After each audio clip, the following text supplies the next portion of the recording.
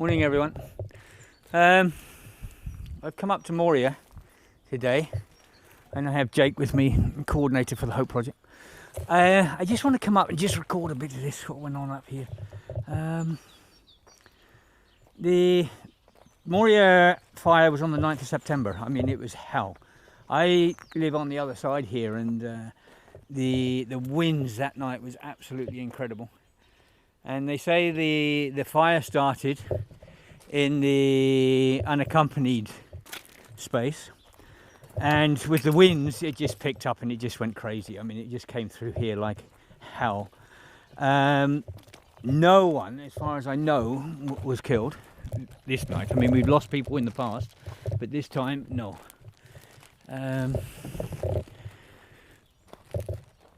So, you know, this was hell on earth. I don't know what's going to happen here. They need clearing, it needs replanting, but someone should pay for all this to be cleared up, and it should be replanted and everything else. But this little bit of land, God, it's going to be haunted for the rest of eternity. The amount of people died in here and everything else. The lack of humanity in here was just unbelievable. You know, a few times I was up here, people had died the days we came. I mean, I came up here quite a lot, you know, especially in the last year, especially out in the jungle out there, because there were so many people out in the jungle. You know, at one time we had, I don't know, something like 16,000, 17,000 people outside. This is the main camp. We're just walking through the back end of it here.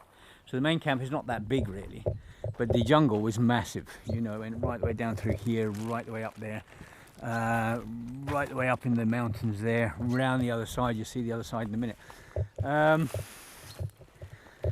So this main area here was looked after by the UNHCR and people like that, the Red Cross, and they're all in here. And people like ourselves, you know, volunteers and everything, we try to look after the amount of people outside. In here there's about 3,000 people in the main square. But you can see how hot the fire was. You know, they've melted the bars. Look at it. They've melted the bars.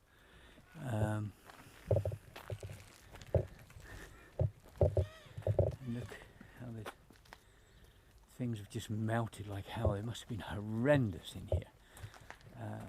I mean, I could see the smoke from my house in the morning when I went to walk the dogs. It was billowing over the hills.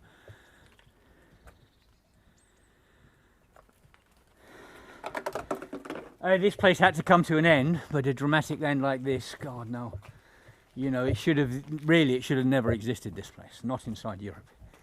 It was a crime against humanity inside Europe, and it should have never existed. After this burned, everyone was on the road. There was a few thousand down this end, but it went right the way around down to Paniuda. They had people there, and around that corner there, and down past the Hope Project to the power station. People just living on the roads. It was just horrendous. One time we had hundreds of people outside the Hope Project, and we were trying to give people water because they had no water or anything like that. And they were literally, it was cordoned off. You know, we had major problems getting in. You know, look at this, how this melted.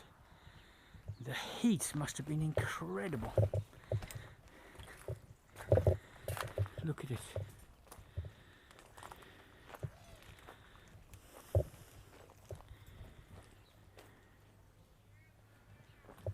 Yeah. Anyway,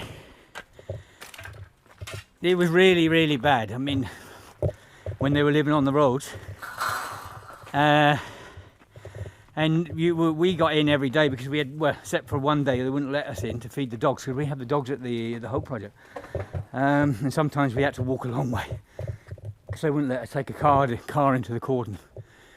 So it's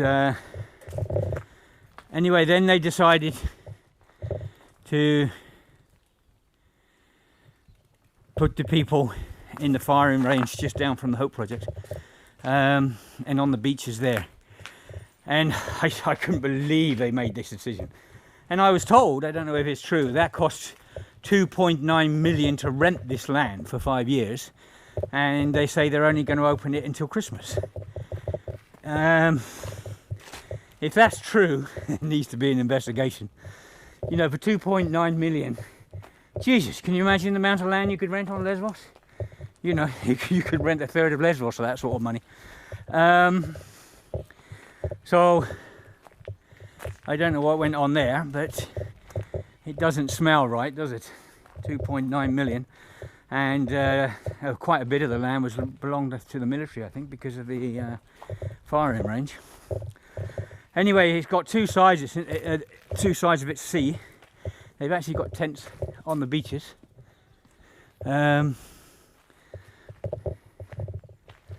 So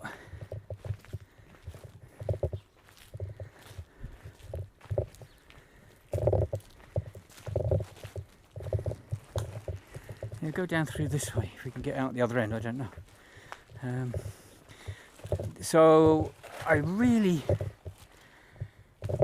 you know, this is not a place for a camp at all, and the way it was put up so quickly, and I was quite shocked the amount of money went into it so quickly, but they just went out and bought tents.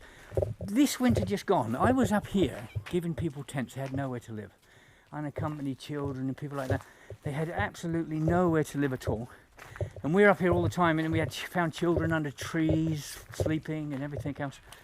So then all of a sudden they can come up in 3 or 4 days. They come up with all these tents and everything else from nowhere, the UNHCR. And then they put the tents far too close together. It is a massive fire risk in there even now. And then they got tents on the beach. Imagine living on the beach with all that damp and cold and the rain. And they said at the time, this is a flood area. You know, this is the worst place you could ever put a camp. Anyway, they went ahead and done it. And people are really suffering now. You know, we're trying to get to as many people as we can. But people are suffering really. It is really bad. Okay, I'm going to shut this one down. As you can see, it was a massive heat here, and lucky no one lost their lives. This place was a crime against humanity anyway, but the new place is a crime against humanity as well, and it's worse than this. And I said at the time when they put people there, you know, this is Moria Hell 2, and I said it's going to be a lot worse than Moria itself. And it's coming that way now. You know, there's hardly any water there, the toilets are not being cleaned, the normal abuse is going on towards humanity. So